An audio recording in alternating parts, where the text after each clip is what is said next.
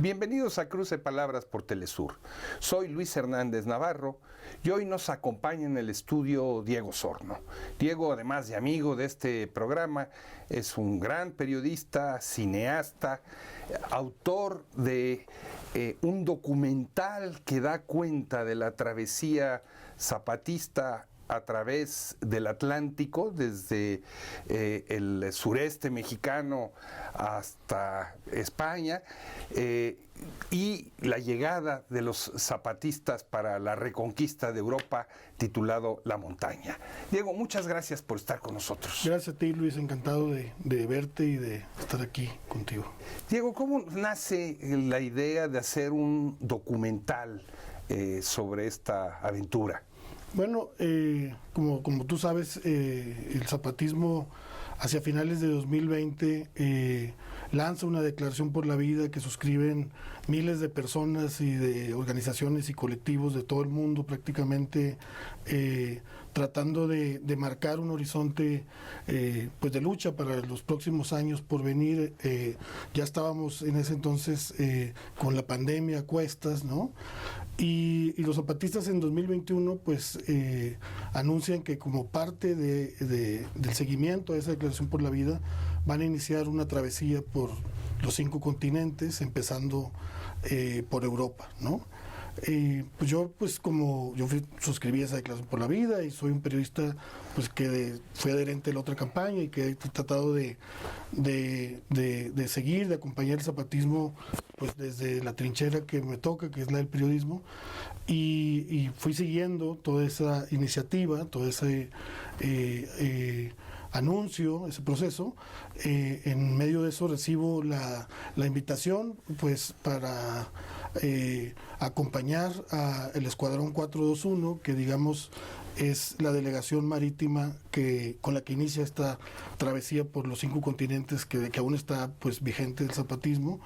Y bueno, pues yo era imposible que me resistiera a aceptar una invitación como esta. Yo pues creo que no hay ningún referente ético tan importante como el zapatismo para pensar la realidad que vivimos hoy en día en México y en el mundo, y me parecía que era importante apoyar documentando esa travesía con las limitantes que yo tenía, desde físicas, desde aptitudes de no saber nadar, etcétera, etcétera, etcétera, pero digamos que subí el barco con el corazón, tratando de acompañar el viaje. Te has convertido en un autor de libros, de películas, de viajes. O sea, tú recorriste lo que fue la otra campaña zapatista a principios del siglo XXI, estuviste con la marcha de Javier Sicilia, todo esto lo has venido documentando, pero ¿te habías subido antes a un barco para documentar este recorrido? No, yo soy de monte, soy de Monterrey, una disculpa por eso. Nadie es perfecto. Y vivo en el desierto, además vivo en Sonora, que eso no me avergüenza, sí me gusta mucho. Soy completamente una persona más pues de la tierra, del monte, del desierto. Y digamos que cuando pues supe que tenía que hacer esta tarea de tratar de documentar un viaje, pues sí fue muy apabullante imaginar pues no solo descubrir la experiencia marítima, sino también pues la responsabilidad de olvidarme de eso y más bien enfocarme en la tarea de, en condiciones pues complejas, documentar esta travesía. Me acompañó en el viaje una cinefotógrafa con la que yo he trabajado mi documental de Vaquero del Mediodía y muchos otros proyectos, una gran cinefotógrafa que se llama María Seco. Entonces, pues entre los dos hicimos pues el registro, ¿no? A mí un poco más la tarea de dirección y de sonido y de asistente y de pues 1000 cosas ahí, y ella más enfocada en la fotografía, una gran fotógrafa. Y bueno, pues sí, es algo que pues descubrí junto con los compañeros zapatistas que hicieron el viaje, que también pues no conocían el mar y nunca habían tenido una experiencia náutica de esta naturaleza. Todo en ese viaje parece una paradoja. La conquista de América vino de Europa hacia tierras indígenas, ¿no? Ustedes recorrieron la misma ruta, pero en sentido contrario. Un barco que se llama La Montaña, ¿no? Una montaña en alta mar. ¿Qué sentido tiene todas estas, no sé si llamarlo ironías, paradojas? Creo que eso es el zapatismo, ¿no? Siempre esa vuelta de tuerca a la realidad como la queremos o como se quiere establecer o como la quiere imponer. O sea, es siempre ir a contracorriente. Creo que esas dos consideraciones que todas son muy importantes. Agregaría una tercera, que es hacerlo en el contexto de una pandemia en la que todos estamos en confinamiento, que todos estamos encerrados, donde hay un miedo al otro, hay una cautela, hay una anulación, de cierta forma, de las luchas sociales que yo siento que en 2018, 2019 estaban emergiendo en muchos lugares del mundo, y la pandemia lo que hace pues es lograr el sueño del capital, ¿no? Que es el estado de excepción. Quédate en tu casa, trabaja ahí, consume desde ahí y no molestes el orden de las cosas. Entonces el zapatismo pues sale del confinamiento, rompe, digamos, ese cerco de la pandemia y va a buscar a Europa a través además de un viaje marítimo con estas consideraciones que comentas, ¿no? A más de 500 años de la invasión europea a América o a nuestro territorio, y eso creo que pues activa una imaginación política. Creo que es una decisión que se va a valorar todavía con mejor perspectiva y que vamos a dotar de una importancia todavía mayor en los próximos años. Lo vamos a ver con la distancia cuando estemos analizando pues este periodo tan particular que hemos estado viviendo. Y pues sí, yo definiría pues muy zapatista, ¿no? Como la Marcha del Silencio, como casi todas las iniciativas que ellos han emprendido a lo largo de sus 40 años de existencia, que se cumplen precisamente en este 2023, ¿no? Dentro del buque hay 3 grupos, ¿no? La tripulación, la delegación zapatista y los documentalistas. Ajá, ajá. Antes de que nos cuentes cómo fue la convivencia, que podría haber sido una torre de Babel, ¿verdad? Ajá. Muchas lenguas, muchas diversidades. ¿Quién es la tripulación? ¿De dónde sale este buque dispuesto a zarpar las aguas del Atlántico con un pasaje tan sui generis como este? Es muy interesante la historia del velero. El velero se llama La Montaña por los zapatistas, pero digamos que su nombre de pila, no su nombre de combate, es el Stahlrate, que es rata de acero en alemán. Es un velero construido en 1903, imagínate, o sea, más antiguo que el Titanic. O sea, cuando el Titanic se hunde, La Montaña ya era un barco más o menos con mucha navegación, ¿no? Es un barco que se dedicaba básicamente en los últimos años, antes de hacer esta travesía, a recorrer el Caribe bajo la dirección o la coordinación, porque el capitán, ya lo verá la gente que ve el documental, no le gusta que le digan capitán, sino coordinador. Un coordinador alemán, un capitán llamado Lulu, con una tripulación de otros 4 marineros. Gaby, que es una marinera alemana, Ete, otro marinero alemán, ellos dos, digamos, marineros un poco más experimentados, sobre todo Gaby, una marinera muy experimentada, que ya había cruzado el Atlántico, al igual que el capitán Ludwig, y otro marinero alemán, más joven, estudiante, Carlitos, le decíamos ahí en el viaje, también alemán, y un quinto tripulante colombiano llamado Edwin, el más joven de los marineros, de los tripulantes, 21 años. Por el escuadrón 421 pues iban 4 compañeras, que son Lupita, una joven zapatista. Bueno, las 4 son muy jóvenes, las 4 de distintas regiones: Lupita, Jime, Caro y Jime. son las 4 delegadas, ¿no? Que forman el escuadrón 421. Felipe y Bernal, 2 delegados, y Majo, que es 1 porque es persona no binaria, ¿no?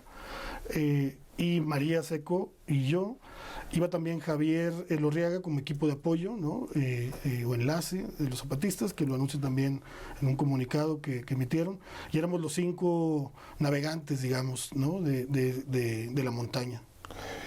No hay actividad más dictatorial que un barco.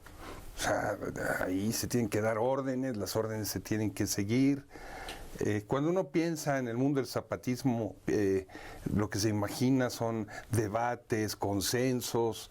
¿Cómo conciliar la dictadura de surcar las aguas con esta democracia que rige las tomas de decisiones de ellos? Bueno, fue muy interesante y creo que es una cosa que refleja en cierta forma el documental. El documental pues habla del sentido del viaje que hacen los zapatistas, ¿no? Del inicio de esta travesía por la vida que va a recorrer o que está recorriendo los 5 continentes.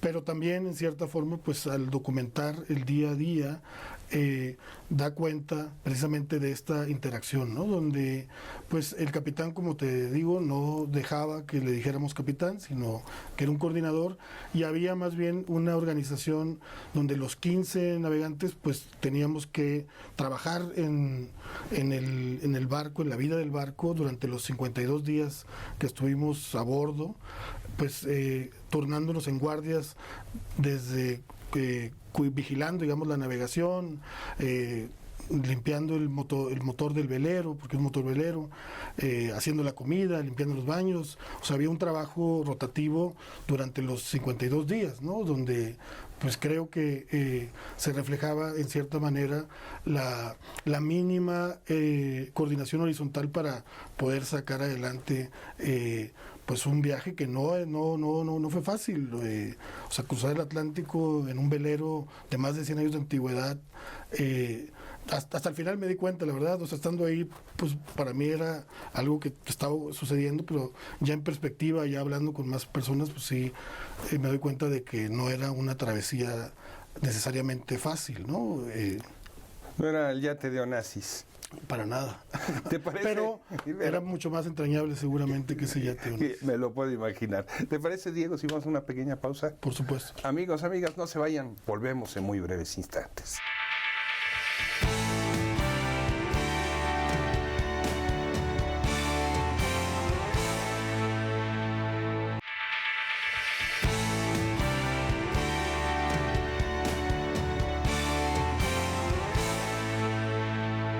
Estamos de vuelta en este cruce de palabras conversando con Diego Osorno, documentalista, cinematógrafo, periodista, a propósito de su última obra, La Montaña, la historia de la travesía zapatista hacia Europa.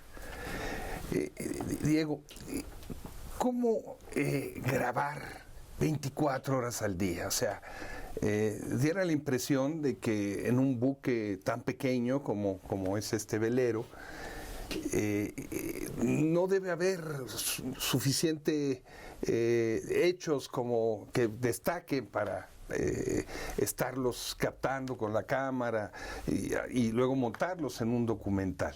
¿O estoy yo equivocado y aquello es un hervidero de pasiones y de hechos que ameritan la pena ser captados? Bueno, mira, el proceso fue subir al barco, primero adaptar nuestros cuerpos pues a la navegación, o sea, porque al mareo, a la náusea, o sea, eso digamos lleva su tiempo, y más con las viniendo del desierto y con las limitantes o la situación que evidencio, ¿no? Entonces, primero era eso, después digamos, pues asumir las tareas para la navegación fundamentales, ¿no? De la guardia, del trabajo que se tiene que hacer, porque pues no íbamos nada más como documentalistas, íbamos a trabajar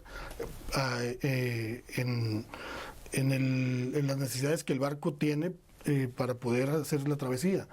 Después, pues conocernos, o sea, conocer al escuadrón, conocer la tripulación y luego ya, pues sacar la cámara, porque no era como que llegas y ahí está la cámara. O sea, eso pasa por un proceso que creo que es necesario.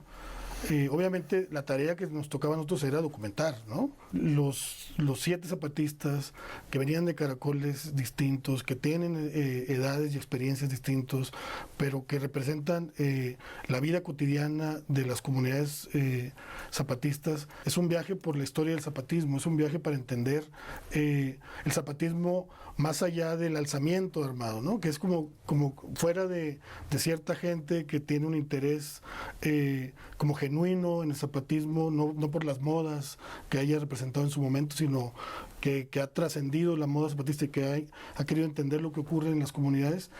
El documental trata de explicar lo que pasó antes del 94, lo que vino pasando después del lanzamiento armado, la construcción de la autonomía, la resistencia a la autonomía, las iniciativas como estas que están marcando un horizonte de lucha. Y bueno, eso creo que está ahí en el documental, reflejado a partir del relato y del coro que se va generando mientras se hace la tarea de alzar la vela y de limpiar con aceite el motor y de hacer el trabajo que se tiene que hacer para sacar adelante la travesía. ¿Dirías que es como una estructura de tragedia griega con un coro y voces dominantes y el mar de fondo? Digamos que sí hay es una road movie o una boat movie, no sé cómo, creo que sería el género más correcto, pero el barco, que no es un barco, sino es una montaña, en realidad lo que plantea es una travesía por el pasado zapatista con zapatistas del hoy que están yendo hacia el futuro, ¿no? Marcando también un horizonte donde buscan pues básicamente de que despertemos, ¿no? De esta situación que se está viviendo en el mundo, que nos organicemos en la medida de lo que nuestras diferencias nos permiten, que nos organicemos para poder evitar un diagnóstico que ellos hacen y que suscribo yo y seguramente suscribirá mucha gente, de que estamos en un momento de riesgo, de guerra contra la humanidad y de que tenemos que organizarnos para resistir ante ello, ¿no? Ese es el mensaje, digamos, hacia el horizonte que ellos marcan. Que ahí está el documental, no voy a spoilear tanto, espero. Y sí fue un proceso pues de mucha navegación en la edición, que me ayudó Miguel Esberfinger, un gran editor mexicano, México-argentino. Trabajamos mucho en esa reflexión. Yo, justo curiosamente, tenía una residencia en Berlín por otro proyecto que estaba haciendo, que al final ya tuve que abandonar y más bien le dediqué a la edición de la montaña. Entonces mucho de la edición también fue desde Berlín, trabajando en contar este relato y bueno, ya finalmente recibimos la invitación el 17 de noviembre del año pasado. Estábamos filmando otra cosa en el Chaco con mujeres guaraníes, están haciendo una organización de resistencia y de manera así muy pues sorpresiva y afortunada, la verdad, recibimos el 17 de noviembre, que pues es una fecha emblemática, una llamada para decirnos que el Festival de Rotterdam habían visto un corte que teníamos del documental y que querían invitarnos a presentarlo en Rotterdam, ahora en enero de 2023. Sí fue pues una chinga porque no habíamos terminado la edición, faltaban cosas de la edición y no habíamos empezado el proceso de postproducción, que es un proceso que tarda 3-4 meses normalmente y que nosotros hicimos gracias a que todo el equipo pues tenía un compromiso pues en un mes y pico, ¿no? Y además en diciembre, que son vacaciones y todas esas cosas. Entonces sí fueron otras travesías, digamos, las que significaron tanto la edición como la la postproducción, que es toda esta cosa de pues el diseño sonoro, que el color, que los gráficos, que los subtítulos, o sea, subtítulos son 8 idiomas los que se hablan, una Babel. Entonces, imagínate traducir el alemán, el tojolabal, el francés, el español, o sea, sí, son muchas tareas, pero finalmente pues la película quedó lista para ser presentada en Rotterdam y pues tuvo una acogida muy linda. Un éxito. Tú nos has contado en otras ocasiones, Diego, cómo siendo tú obrero en Monterrey, Nuevo León, recibiste los primeros volantes que daban cuenta de la lucha del Ejército Zapatista. Y desde entonces has sido un cronista a lo largo de todos estos años de todas estas luchas. ¿Qué te parece esta aventura? No hay otra forma de llamarla en relación con todo lo que has visto y vivido del mundo del zapatismo. No, bueno, o sea, para mí creo que va a ser difícil que exista una experiencia que me llene tanto el alma, que me desafíe tanto físicamente y que me comprometa, digamos, política y socialmente como esta. O sea, viniendo pues precisamente de ese descubrimiento político que yo tuve trabajando como obrero en una fundición de aluminio en el Mezquital, en Apodaca, leyendo los comunicados del subcomandante Marcos, empezando a hacerme preguntas a los 14 años en ese entonces sobre mi realidad, ¿no? Tratando de darle un sentido pues más de lucha a mi existencia, y al cabo del tiempo, digamos, tener la posibilidad de contribuir en algo como es este documental, que es para mí eso y para todo el equipo que trabajamos, es como una contribución a ese zapatismo pues que nos marcó, que nos ha inspirado y que nos ha mantenido a flote, ¿no? En tiempos de verdad muy confusos, ¿no? Donde hay muy poca brújula, ¿no? Hay muy pocos barcos a los que te puedas subir, y digamos que el barco del zapatismo es un barco en el que uno está seguro, ¿no? Así tenga más de 100 años de existencia o no, es un barco con una consistencia ética que genera mucho respeto y genera mucho compromiso. Entonces, para mí, de haber tenido esta oportunidad de regresar mínimamente algo de lo que me han dado a mí, pues es algo que yo creo que va a ser difícil. Quizá la insurrección de Oaxaca, que me tocó reportear en 2006, y este viaje en barco son las dos cosas que me voy a llevar a la muerte, ¿no? Esos recuerdos, esos momentos. Documentaste el arranque de una gira por el mundo. Esta gira va a seguir, ¿no? No sé si es como la de Bob Dylan, ¿no? ¿Ya tienes listas las maletas para lo que sigue? Pues yo estoy a las órdenes de los compañeros y listo para, pues sí, seguir, acompañar en la manera que sea posible. Y mientras tanto, bueno, también es ahora hacer que navegue un poco este documental en festivales, en espacios donde le inviten, y ojalá en algún momento pues en una plataforma digna donde se pueda ser visto por mucha gente este documental, no solo en México sino en muchos rincones del mundo, ¿no? ¿Es el documental, es la travesía, una ventana para asomarse a otros mundos? Yo creo que es una invitación a eso. Creo que es una aproximación muy somera, muy modesta de lo que es el zapatismo en base a la experiencia, muy sencilla apenas, muy mínima, pero que puede generar. O sea, ahora pasaba, por ejemplo, en una proyección en Rotterdam, había una chica de Surinam de 23 años que entró a ver la película sin saber qué iba a ver. O sea, vio el póster, que es el mar nada más, y vio la montaña.